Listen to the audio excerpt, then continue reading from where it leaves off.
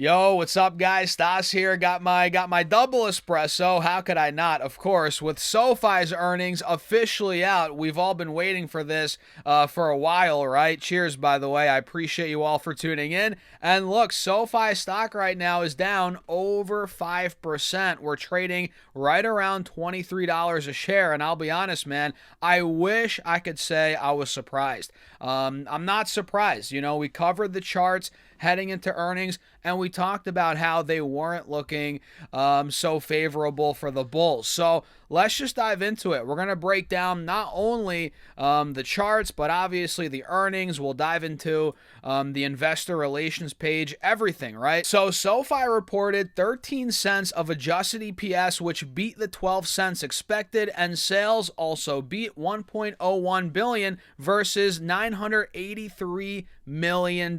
So double beat out of SoFi, and they reported their first billion-dollar quarter, which is a huge milestone, right? And they expect full year 26 adjusted EPS of around 60 cents, which is higher than the 59 cents that analysts are expecting. And for revenue, they're looking at about $4.65 billion, also above the $4.54 billion analysts were expecting. So they beat EPS, beat revenue, guidance for both full year adjusted EPS and revenue above estimates. That's good. And they hit record member and product growth numbers. We'll talk about that more as we dive into the actual release. Net income came in at $174 million. And again, we'll talk more about that here in a second. But first, man, the chart does not look good, and we saw that heading into the report, and we were talking about that when it was at $25, $50, $26.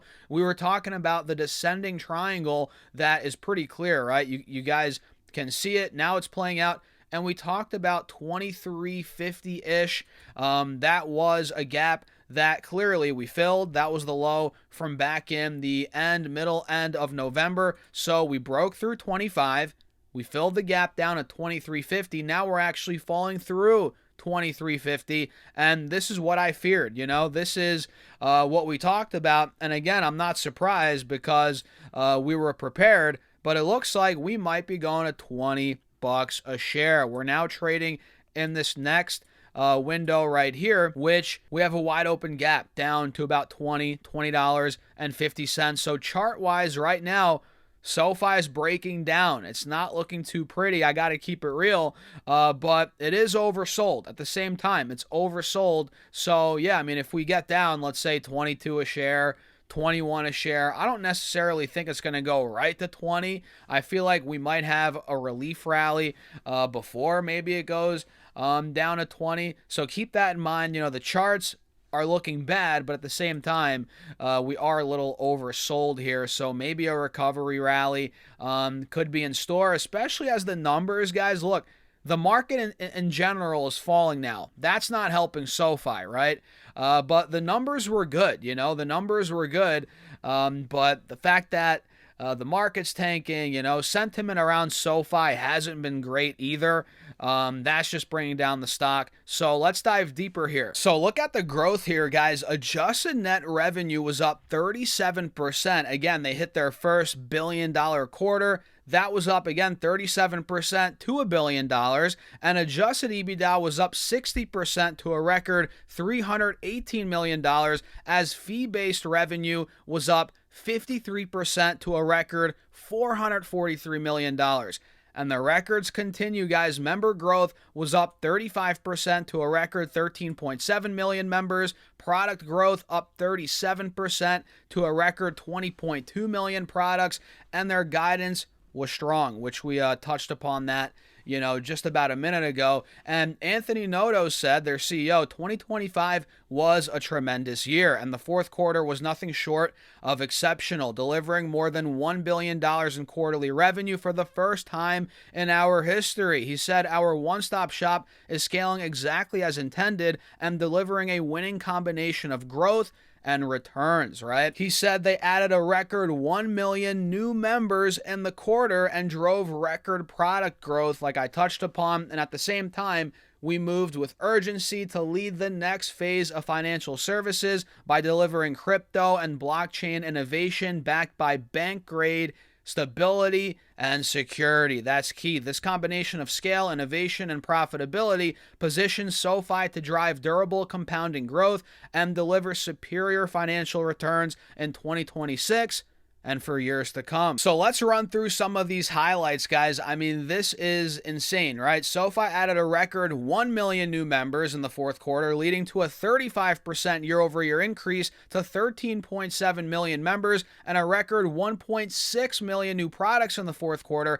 up 37% from the prior year to 20.2 million products. And the profitability, record revenue and profitability, very impressive, right? So adjusted EBITDA, looks like here, came in at $318 million, up 60% year over year, and representing a 31% adjusted EBITDA margin. And look at the fee-based revenue, guys. Total fee-based revenue across the business surged to a record $443 million, up more than 50% year over year, now generating nearly $1.8 billion on an annualized basis. That's nutty. This was driven by the strong performance of the loan platform business, which we'll talk more about here in a second, which generated $194 million in adjusted net revenue, up 15% from the third quarter and 2.9x, almost a 3x from the prior year. Now, the loan platform business is now running at an annualized pace of $15 billion of originations and about $770 million of high margin, high return revenue, right? Impressive. And you guys know they're making a play there with crypto, blockchain, like we mentioned, but I don't want to go too deep into that right now. Look at the increasing loan originations. We covered that, right? But let's dive deeper. They hit a record $10.5 billion in the fourth quarter, right? Up 46% year over year. And the record was driven by strong performance across all lending segments, with record personal loan originations of $7.5 billion, guys, up 43% year over year. And student loan originations came in at $1.9 billion, up 38% year over year. And record home loan originations of over $1.1 billion, up nearly 2 times year over year, which I'm not surprised. You know, we were talking about that a year ago, literally, when rates were getting cut, mortgages started coming down a little bit. Obviously, that's going to increase the demand for home loan originations. And again, that nearly 2x'd year over year. And credit performance remained in line with expectations, with personal loan charge-offs down 57 basis points year over year, and demonstrated continued resilience across a diversified portfolio. And this is a good chart to see that, helps you visualize members in thousands and products in thousands, the growth over the last couple of quarters, right? You're seeing it here. This one as well, we have products by segment in thousands here on the left. That's what I really want to focus on, or what I'm really paying attention to, right? We can see that's up and to the right for both lending products and financial services, right? That's good news overall for SoFi. I mean, look, guys, financial services products increased by 38% year over year to 17.5 million, primarily driven by continued demand for our SoFi Money. Well, I guess SoFi Money, Relay, and Invest products, and drove 89% of our total product growth. Man, SoFi is crushing it on a lot of these, on a lot of fronts here. And you may be like, Stas, why is the stock selling off? I think it really has to do with the dilution, right? The stock just got nailed. And we all know that by now. The $1.5 billion public offering, I said it when it happened. The stock was literally running through $30. $32 a share. It looked like it wanted the mid-30s, and then all of a sudden, boom, we got that news. And I told you guys, the second that happened, this is going to have a cap on the stock. This is going to have a ceiling on the stock for quite some time. And here we are, like how many weeks later? I mean, months at this point. And it's had a cap on the stock. It's had a ceiling on the stock now, hasn't it? Right, guys? So, at this point, they reported great numbers, but the dilution, man, it's an overhang on the stock here. And the fact that the market's selling off geopolitical tensions, potential government shutdown this weekend. It's like, that's not helping either. And it's just dragging down the stock. And I think it could be a gift for us looking to buy, especially in the low 20s. I think we might be going at 20 bucks, like I said earlier in this video. And here you guys can see the loan originations a little bit more in depth. You know, again, home loans pretty much doubled. Student loans looking good, right? Personal loans, man, insane. $5.2 billion in Q4 of 24. And that ripped to $7.5 billion Q4 of 2025. I smell 10 billion. I smell 10 billion coming pretty soon here, guys. What about you? So there you have it, guys. SoFi's earnings. And we could talk for a lot longer, obviously. The report is long. I mean, we could dive into every single page, but that would make the video way too long. So that is really the gist of it. They reported good numbers, double beat, strong guidance. They're growing, hitting records on many segments, right, across their business. But the fact that, again, I can't say it enough, the dilution happened. The market in general is selling off like crazy right now. Dow, S&P, NASDAQ, Russell, you name it. Bitcoin, silver, I mean, gold. Gold's down 8%. Silver's down 21% right now. So this is not helping SoFi's case. But I would say overall, chart-wise, yeah, it's ugly, you know.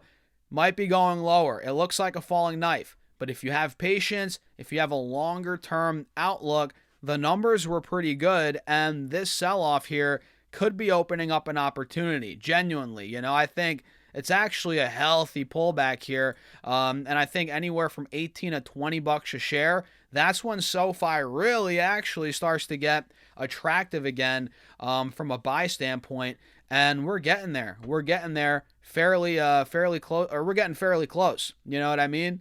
Let's see. What do you guys think? I'm curious. Let me know in the comments. Hit the like button, subscribe, join the Patreon if you want to keep up with my portfolio updates, what I'm doing. We're investing $1,000 a week right now, guys. You see it with full transparency, stocks I'm buying, trades I'm making, investments, options, everything. That's linked down below. And there's also a private Discord. If you're interested, check it out. It's also pinned in the comments, or go to stasserfs.com/Patreon. And with that being said, cheers. I'll see you all in the next video.